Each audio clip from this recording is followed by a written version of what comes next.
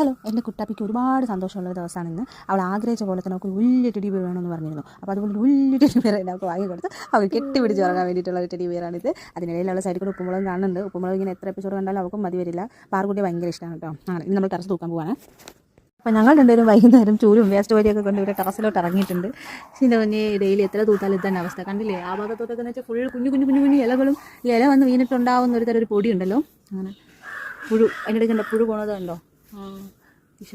ഞാൻ പറഞ്ഞില്ലേ എത്ര തൂത്തിട്ട് ഇവിടെ കാര്യമല്ല, പിറ്റേന്ന് നാളെ ഇപ്പോൾ ഇന്നലെ ഞാൻ തൂത്തിട്ടുണ്ട് എങ്കിൽ വൈകുന്നേരം ആകുമ്പോൾ തന്നെ ഇവിടെ വീണ്ടും അതിനെക്കാളും ഡബിൾ ആവും.